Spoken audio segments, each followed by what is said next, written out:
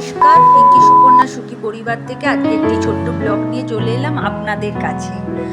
আজকে আমি একটু বেরিয়েছি, হাওড়া ময়দানে যাচ্ছি। আরে কি বিপত্তি না আমার হয়েছে, কি বলবো।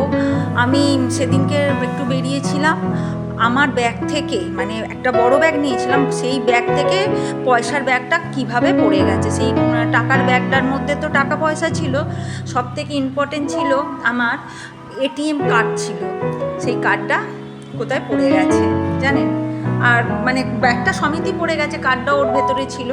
ব্যাস, এবার গেছে, সেই জন্যই ব্যাংকে এসেছি।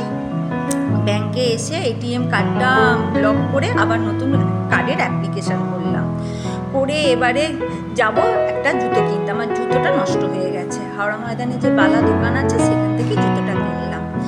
আসলে এমনি মানে জুতো আমি কিনিনি, এবারে জুতো কিনেছি বাঁধা। আসলে আমাকে এত রাস্তা বেরিয়ে ছোটাছুটি করে সব জিনিসপত্র কিনতে হয়, বা যে কোনো কাজে এত ছোটাছুটি করতে হয়, আমার পা থেকে জুতো খুলে চলে যায়। তাই জন্য আমি এবারে বাঁধা জুতো কিনেছি, তাহলে আমার পা থেকে খুলে চলে যাবে না। এই যে এই জুতোটা কিনেছি, খুব সাধারণ একটা জুতো কিনলাম।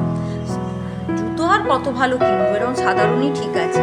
এই জুতোটা কিনলাম, সব জুতো কিনে এবার বাড়ি চলে আসবো।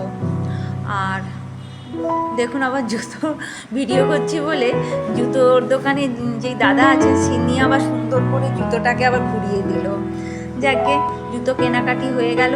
ভাবছিলাম টমার জন্য একটা জামা কিনবো, এই গ্রীষ্মকালে পাতলা পাতলা যে বাচ্চাদের জামা হয় কিনবো ভাবলাম, কিন্তু সেরকম ভালো পেলাম না। তাই জন্য এবার বাড়ি চলে যাচ্ছি। ভিডিওটা আর বেশি বড় করলাম না, খুব ছোট্ট করে একটা ভিডিও আপনাদের কাছে দিলাম। আমার ভিডিওটা যে এই অবধি, যদি ভালো লেগে থাকে লাইক করবেন, শেয়ার করবেন। সবাই সুস্থ থাকবেন, ভালো থাকবেন। আবার পরের একটি ভিডিও নিয়ে খুব শিগগিরই আসছি। টাটা।